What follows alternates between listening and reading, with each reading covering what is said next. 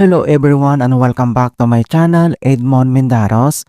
And for today's quick tutorial, I'm going to show you guys on how to resolve the Windows script host with the error code and updata /local /updates /run.bbs that you are experiencing on your Windows computer.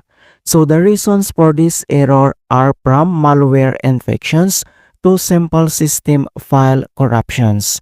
It could be that the script host tool is attempting to run a malware-related file that was already deleted by the security software. Kung paano ba natin ito i-fix, and without further ado, and let's go ahead.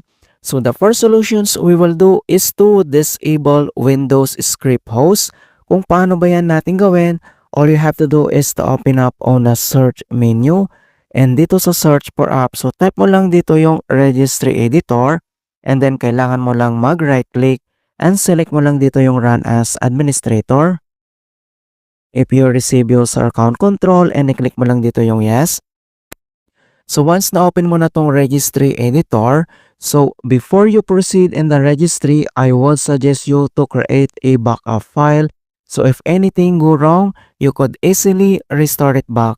In order to create a backup, it's very simple. All you have to do is to select lang yung file dito sa taas. So i-click mo lang yan.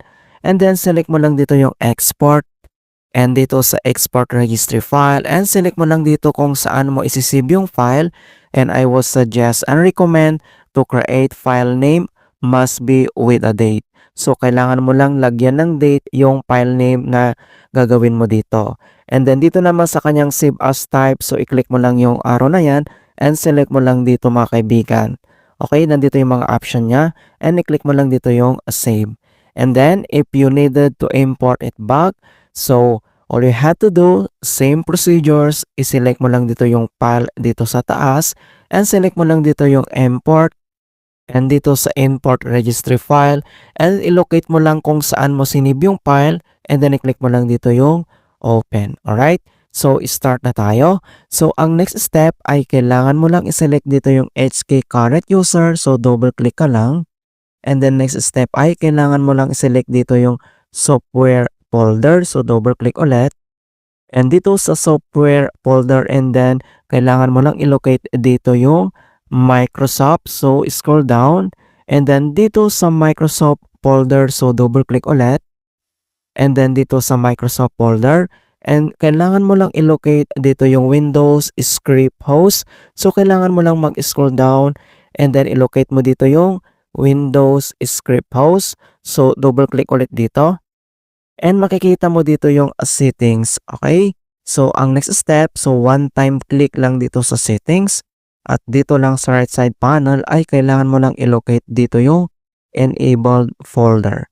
So, since makikita mo dito na walang enabled folder, so kailangan natin mag-create ng new folder. Kung paano mag-create, dito lang sa blank space area. So, kailangan mo lang mag-right click and select mo lang dito yung new. And dito sa key, select mo lang dito yung dword 32-bit value. Click mo lang yan. And dito sa kanyang new folder ay kailangan natin yan i-rename. So, ito yung ilalagay natin na enabled. Ayan. So, one word lang, enabled, and press mo lang yung enter. And then, once na-enter mo na siya, and then kailangan mo lang mag-double click. And then, pop up itong edit dword 32-bit value. So, double check ang value name na enabled. And dito sa kanyang value data, itong 0 ay kailangan natin yan ilagay dito. Okay? And dito naman sa base ay kailangan mong i-select dito yung hexadecimal and i-click mo lang dito yung okay. And then, after dito sa registry editor, and kailangan mo lang mag-restart. I-click mo lang ito. Alright, in hope na na-resolve yung problem. But if the error still persists, so ang next solution na pwede natin gawin is to scan your system with security software. Kung paano ba yan natin gawin, all you have to do is to open up on a search menu. And dito sa search for apps, so kailangan mo lang i-type dito yung Windows Security. Ayan, and click mo lang dito yung open. And dito lang sa left side menu, and select mo lang dito yung virus and threat protection. So click mo lang yan. And then dito sa current threads ay select mo lang dito yung scan option.